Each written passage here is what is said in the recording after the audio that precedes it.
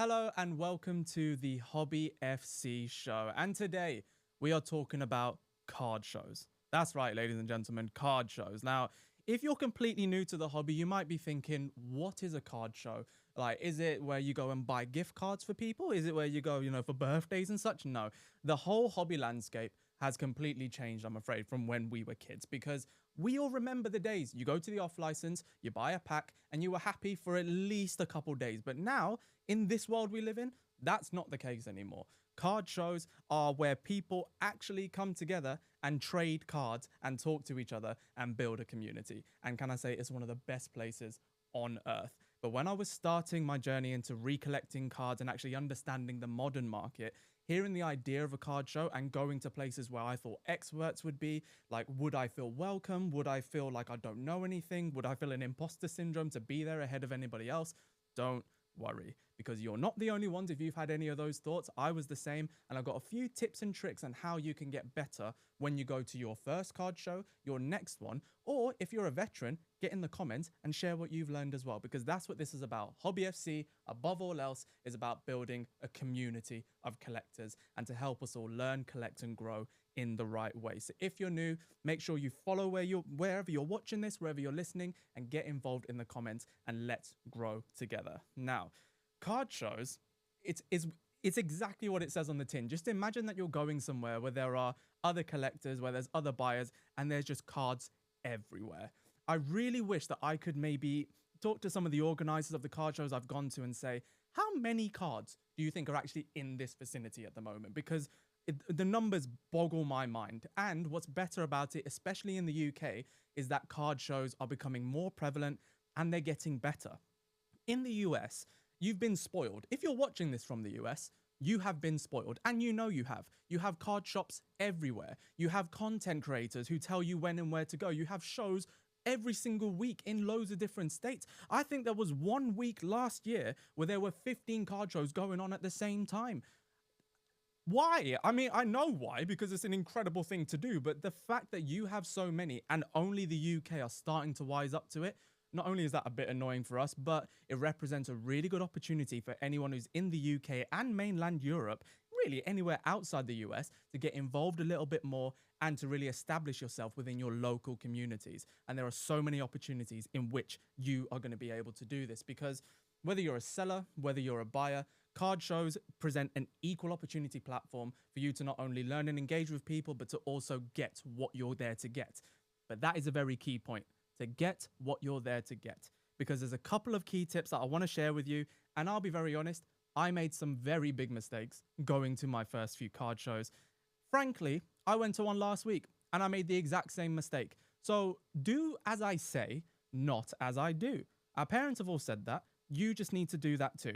That rhymed. Now, very much so, when you go to a card show, please, and I tell you this, please just know what you're there to get. You can go to a shopping center, right? You can go to a different shop and maybe just have a little mooch around and see what's going on. If you want to do that at a card show, fine. If you do that, you got to set a budget. Otherwise, go there knowing the kind of thing you want. And you don't have to whittle it down. I'm there saying go there thinking what type of sport you want. Go there thinking of what type of team you want to collect. Or even, like I do, the type of player you want. Because I've got something to show you now. I'm going to come to this camera and show you one of my favorite cards that I've ever collected in my life. See that there? It's a PSA 10 Futera Gold 2005 Ruud van Nistelrooy. Because when I started collecting, I thought, I'm just going to go for players. I love players. Right now, I'm wearing this beautiful Real Madrid top there with R9 on the back because I love great footballers. And Ruud van Nistelrooy is the man who got me interested in football in the first place. So if I'm going to get into collecting again, even as a kid, as a primary school kid, I wanted his cards. Now, as a senior adult, I still want his cards. So that's what I went and go. And I thought if I could find Ruud van Nistelrooy or an R9 or Adriano, remember him? Yeah, a Diego Forlan. Who loves... Anyone who loves Diego Forlan? I love Diego Forlan. There were so many of them. But that's what I went in to do because I quickly realized if you don't do that, going to a card show can be incredibly overwhelming if it's your first time going. And it's because a lot of the time, the demand has outweighed the supply in terms of how many sellers there are, how much space there is, and what you can actually get involved in early on in the show. Because when I went to, let's say, the London Card Show, for example, who, by the way, are one of the best organizers, in my opinion, in the entire country for doing stuff like this. But when I went to my first one, it's an incredibly overstimulating place. There's a lot of noise, there's a lot of things going on, a lot of great things. But if you don't know anything and it's a whole different world, the last thing you want to do is be slapped around the face by everything that you're seeing. But then if you're able to go in and you just focus on what you're there to get and to be as disciplined as you can, which I know is difficult. I know it's very, very difficult, people, but you have to try and do it just so you can get rid of any potential fatigue that will happen later down the line. Because trust me, you'll get to one seller or one stand who has a lot of stuff to look through. And if you're learning and if you're trying to take in all this information while negotiating, while organizing a price, while knowing how to take care of them and all of this at the same time, you're going to be dead by the first one. And you're not going to see the rest of what's there. And every single one of these card shows has so many things to go for. Like I said, I've been to a few, and shout out specifically to the likes of CardCon, to London Card Show, and Scotland Card Show with Caledonian Events, who I was only with recently. And I'll tell you what I did at the Scotland Card Show, because I'm supposed to be here and say, you know, do as I say, not as I do. And this is what I mean by that. I went to Scotland and I went all the way to Glasgow, by the way. Do you know what I did? I went from London, right? And then I had to go to Milton Keynes because I had to stop over there for 10 minutes. Then I had to go to Crewe. Do you know what's in Crewe? Nothing. I went to Crewe Alexandra Football Stadium. Then I had to go from there over to Carlisle. And then Carlisle I had to stop again to go to Glasgow. And it was raining by the time I got there in the summer. Thank you, Scotland. And I get there after about 6.5 hours, right? So I'm already tired. Luckily, I got a hotel, stayed the night, got to the show. I'm still knackered at this point. But I thought, no, I'm in Scotland. I'm in Glasgow. Two of the biggest clubs in Britain, in Europe, are based here. I need to get a specific legend of at least one of those teams. I had two players in mind. I had Paul Gascoigne, who of course was at Rangers, and I had Henrik Larsson, who of course was at Celtic. Why am I buying Brian Laudrup? I ended up leaving with a Giovanni Van Bronckhorst signature. I ended up then going after that, and I got a Barry Ferguson. I've never, unless it was Football Manager 2007, and he was transfer listed in my Walsall save, I've never once thought, oh, I need to add Barry Ferguson to my collection. Ask me if I got a Henrik Larsson. No, I didn't get a Henrik Larsson. Ask me if I got a Gascoigne, though. I did. And I've managed to save some off that, and I'll tell you how in a second. But if I'd have just gone there and being disciplined with what I was doing, not only did I not really get what I came for, but I went over budget. So make sure that you either set a budget and you know what you're going for. That's the biggest tip that I can give you. And also engage with people. That's the second one. Because it's very easy to go there and to just sort of... And this can be you if you want to go there and just look around and sort of take in information on your first one, great. But when it comes to actually buying and selling, really get to know people because people will remember you. Like I say, the community is growing. It's still relatively small. You will start to see similar faces at these types of card shows. The same ones that I saw in Esher in Surrey for the London Card Show were similar to the ones I saw in Loughborough for CardCon, and they were similar to the ones I saw in Glasgow for the Scotland Card Show. So you want to build up relationships with these people because they do remember you.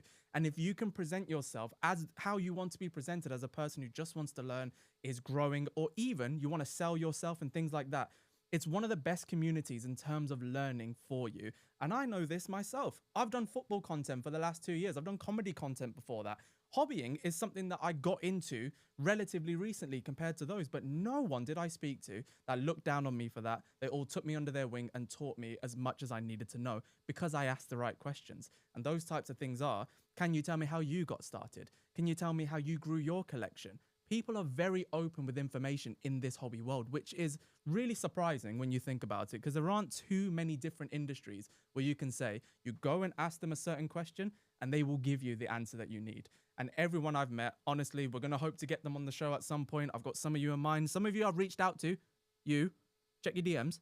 I've reached out to you. You're going to come on this show and we're going to learn about as much as possible, not just in cards, but in other forms of the hobby as well, like shirts, travel, and all the things that we mentioned in our intro video, which is available on all our socials. So make sure that you check that out as well if you want to get more of a gist from this show in general. But to talk to sellers, all you have to do is just respect them. It's a very simple thing because a lot of people I've seen, They'll walk up to a seller and say, that, how much? It will have a price on it, but then you're asking how much. What you're really asking is, what's your lowest on that? Or can you have any movement on this? Are you willing to do a deal on that? Because you have to talk to people like people. I know that we are doing transactional things here, but you have to talk to them as a person who has found that card, collected it, probably loved it, and is now selling it. Someone might be on that journey, or someone is a simple flipper who knows what they're doing. Either way, talk with respect, because like I say, they will remember you, and that could impact any further deals you do down the line. Because if you burn a bridge in this community, people will remember. And it's not worth doing in any walk of life, let alone this one, especially when we're there to trade cards. And don't get me wrong, Hobby FC is a football related show. It's about football collectibles. So I go to these shows for football. However, there's loads of sports you can go for. There's NBA, there's NFL. I love Yu-Gi-Oh! Shout out Red Eyes Black Dragon. I was looking at all the Red Eyes that were at the show. Dark Magician Girl, Magician of Black Chaos. I loved all of it. But I was there for football, but there is a plethora of things for you to get involved in. And you want to make sure that if you're going for a subsect of the card community, that you ingratiate yourselves to them, and just do that by being human. Humans buy from humans. Very simple logic that everyone use in the sales community, let alone one that is as nice as this. And you need to also prepare financially for it, because like I say, if you knew, cards didn't cost what they used to cost. And I'm going to break your heart a little bit, because I remember when I wanted to get my first Ruud van Nistelrooy card, I remember where I was. I remember my mum bought me a pack of shootout cards, 2006, to shut me up. And she bought it as we were shoe shopping, right? And I think it was in Shoe Zone. I'm there trying on my little size 5s at the time. You know, the ones with the Velcro? Yeah, we love the Velcro ones. I was trying on that to go to primary school. And then mum just had to shut me up. She gave me a pack, and I packed Ruud van Nistelrooy. I screamed the whole place down. I still, to this day, have that card, and it was amazing. And don't get me wrong, you can still get the kind of standard bearer cards from Topps or Panini. Nowadays, you can still get them from local supermarkets, off licenses, whatever. But back then, there wasn't really an opportunity to buy a single box that was worth thousands of pounds. And when I say worth, I mean that the manufacturers charged you thousands of pounds, and you would get 2 or 3 cards in them. That happens now, and it happens far more than you think. And the retail alternatives, or the booster alternatives for someone who's boosting their collection or just trying to grow, it's a lot more expensive than what it used to be. And by proxy, the cards within them are even more expensive. And because of that, you might think, well, I'll just go with a bog standard budget to go for this. Well, that can work. Let's say you go to your first card show. I'll only spend £100 in here. Cool, you can do that. Just know that that does limit what type of cards you're going to buy. If you're there to buy the kind of base cards, which is the ones that make up the majority of the packs that you see, of course. If you're there to just go for your favorite player and buy any type of thing, then you might get lucky with that as well. However, the card collecting world has gotten to a point where you can have cards that have been signed by the players, either on a bit of tape or where they actually held the cards themselves and did it, and it's been verified by the manufacturer. You can get some with a piece of their jersey etched into the card itself, along with an autograph. There's a Ruud van Nistelrooy that I've still got my eye on, which is a booklet. It opens on a hinge like that. It's got his jersey here, it's got a picture there, and it's got his autograph. It's ridiculous the amount of things that you can look at. But if I went in with £100 budget, no booklet for me. I'd be lucky to get an autograph. So you have to be realistic with what you're going to do. And that's kind of my next point, is know the landscape a little bit better in terms of what cards are available. Because then you can decide which ones you like. Just because a card is extremely valuable doesn't mean that you will like it. There are loads of different sets, inserts, presets, and even different designs that people go for that you yourself can say, actually, I just want that. And if that's you, enjoy. It's your collection at the end of the day. And it's very easy to get bogged down and brought in by people who want the valuable stuff purely on value and just want to etch out everything else. But that kind of negates the reason for why you got involved in the first place. What I said at the top of the video, we're here. I'm here doing this because I love football, because I love the hobby world. But then if I just said it's all about value, it's all about this, I'd forget why I was even doing it. I still go to card shows now knowing that Ruud van Nistelrooy is my guy and I want to find him. In fact, I have a very, very weird obsession for my personal collection, otherwise known as a PC, to get every single Ruud van Nistelrooy card ever made. Will it happen? I hope so. Will it happen and maybe it gets talked about by millions of people and then I could perhaps meet Ruud van Nistelrooy? He could sign little pieces for me. He could tell me about his life and I could hug him and smell him a little bit. I don't know, but that's what I want in life. That is my personal PC. If you have a PC, let me know because I'll also be showing you guys what I add to my PC when it comes to Ruud van Nistelrooy, but that's just a personal one for you. If you have any, let me know in the comments.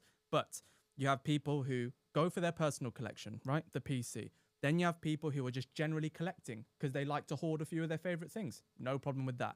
Then you get people who flip cards. They look for value and they look for flipping that value into something that brings an additional investment onto itself. So the people at the beginning, that's what I've kind of gone through at the beginning of the video. Keep rewinding and watching until it sticks in and get in the comments if you didn't understand the personal bit and I'll try and help you out as much as possible. But when it comes to general collecting, it's just whatever you want. There's no right or wrong way to do that. But always keep in mind the financials and always keep in mind your budget because this is stuff to do with disposable income. But then when you get to flipping, that becomes a business. That becomes more of a business transaction where you can actually try and invest and then see things go forward. Now, if you like Fantasy League, if you like FPL, you will like the collecting side because the majority of it is forecasting. Because you are effectively saying you think that the card that you're buying is going to go up in value. But why?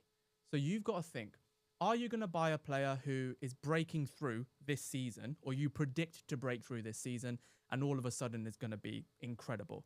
Topps and Panini and the like have been helpful in saying what cards are rookies, which is effectively their first year breaking onto the scene. So if you're looking at football, I mean, I can't think of many other better in the moment in the Premier League than Miles Lewis-Skelly. He is easily one of the most sought after teenagers in world football, with Real Madrid being linked with him before he signed his contract extension. But you know that Miles Lewis-Skelly is the type of person that will keep playing for Arsenal and has effectively gotten into the England fold prior to the World Cup. So that is the perfect type of forecasting opportunity. But at the same time, I know that, you know that, and Stu, behind the camera, who's an Arsenal fan, he knows it too. But then if everyone knows it, the value is probably going to be the highest that it's ever been. So you've got to say to yourself, do you think it will go higher or do you think it's reached a peak where it will come down? And this is the best bit of advice I can give you. No one knows. Don't ever try and get sucked in by people that are telling you that they know more than you or they can predict things better than you. It's a complete gamble. Because I don't want to put this out there. I'm touching all the wood out there. I'm not an Arsenal fan, but Miles Lewis-Skelly seems like a good lad. If he gets injured tomorrow and he's out for the season, what happens to the value? It plummets just as much as his career plummets for that year. He can then go up and down. And we've seen this with loads of players down the years. When Mbappe was breaking through at Monaco, if there was someone who was lucky enough to get an Mbappe card from when he was about 16, 17 at Monaco, when he wasn't that highly rated, even if the card itself didn't seem to perceive much value, the fact that it was at the beginning of that story means that the value will retain itself. But then if Mbappe comes out over the next few years and just plummets, he'll just become one of those failed wonder kids again, despite everything that he's done. Think of any player just then. I just mentioned one that I love personally, Adriano. Where's his value? Because he had a few good seasons. He was arguably one of the best strikers in the world and arguably the best of his generation.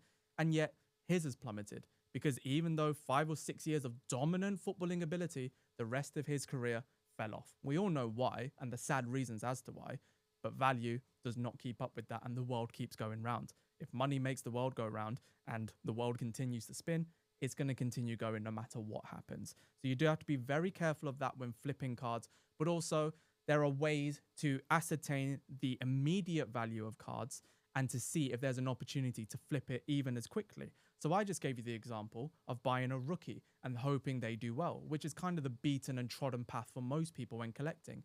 But then what if you were able to find a card that was just cheap? It happens. You can find a card which is just really cheap. And you can look at different sites like an eBay or like a Whatnot or like ComC or any of these other marketplaces which tell you what the general value of cards are. Because you will have heard this before. Something is only worth what someone's willing to pay. So you can go on eBay and instead of just going at what people are potentially trying to sell their cards for, but they're getting no bids on, you can scroll down to sold items and say what the last one sold for. It'll tell you when and it'll tell you how much for. That's the easiest comp, as we would call it, right? Easiest like comparison. That's what you'll hear the word comp and all these different terms, which I'll get through in different videos. But comp is definitely the one that you need to think about if you're intending to flip cards, either to start this as a business or to bring in extra money as a side hustle, which I've started to do. And it is difficult. I do get things wrong regularly. And I will share every single one of them because I did one at the Scotland card show that didn't go very well. But that is the nature of it. If you can find a card that you know has sold for £30, but you see it in front of you and it's been sold for 10, then, in my opinion, don't just go for 10. Say to the person in the dealer who you're dealing with and say, are you happy with this price? They might take that as an indication to check the comps, which they're firmly allowed to do because these do go up and down. He or she might have that same price from the last card show where things change. That is just the fact of the matter and how awkward these things can be. But if you're able to get it for the price that's stickered, then you can say, actually, looking at the other things that they have selling, you can maybe try and buy another thing along with the main thing that you're after and bring the overall price down. That's usually what I do. I'm a volume buyer, personally. I'm not in the realm of buying hundreds or even thousands of pounds worth of a singular card and then trying to flip that same one. I don't have the disposable income for that. I recognize that I'm not good enough to do that. I'm not wise enough in the space to understand that just yet. But instead, I go for value. I'll go for a 30 card stack and I'll say, okay, I've spent maybe £2 to £3 per card. If I can bump that up to 5 or 6, I've doubled my money instantly. And it depends where you want to sell it. It's a separate video we'll get into. Do you go to eBay? Do you go to Whatnot, ComC? Do you yourself set up at card shows? It's completely up to you, but we will get through that in a different video. And you might be thinking, I've gone through all of this now. Okay, how do I get to card shows then? What do I type in? There is a website called ukcardshows.com which tells you every single card show in the UK, as it suggests in the name. You also had, like I say, SCS, Scotland Card Show, LCS, London Card Show, and CardCon, who are continuing to make moves within this area. And if you stay updated with all of their social medias, which I'll put in the description for you as well, then you'll at least be able to know what to look forward to. For example, the London Card Show this year is going to be the biggest it's ever been. It's going to move to the biggest arena. It's going to have the most amount of sellers. The food is going to be spectacular because it always is. And they'll have the most amount of sponsors that they've ever had. If you can, go down to it or go down to your local one so that you can finally get involved in it. Because, guys, cards is not what it used to be. I said it at the beginning, but also it's funny because Hobby FC as a whole with this show, it's kind of going back to the thing your parents used to tell you on, like, you know, if you play that game, you know, nothing's going to come of it. You're just wasting your time. Oh, collecting those cards, nothing's going to come of that. You're wasting your time. I can officially say to you now that Hobby FC is going to prove to you and your parents that this isn't a waste of time. This is actually a very potentially lucrative pastime if you do it properly. But also, it's one of the most fun day outs that you will have. Because as soon as you bring money into things, it can make you think a certain type of way about it. I personally don't go to card shows thinking, how much money am I going to make today? How much can I flip? How much can I do this? I'm going there and I'm thinking, I'm just going to have a great time. Because that's one thing I've managed to have every single time there. So make sure you get yourself down to one. And if you do see me or the Hobby FC logo anywhere, then please do just come and show some love, because this is a community that I promise not only will it welcome you with open arms, but it will give you the information you need if you know who to ask. So I hope you've enjoyed this episode of the Hobby FC show, purely based on card shows in general. But please let me know in the comments below what you want me to do on the next show. If you have any idea of guests that you want to come on, or you yourself might be a guest that I've slid into the DMs of and you need to respond to me. So do that. Make sure you subscribe, follow up wherever you're watching or listening, and I'll see you on the next one. Thanks.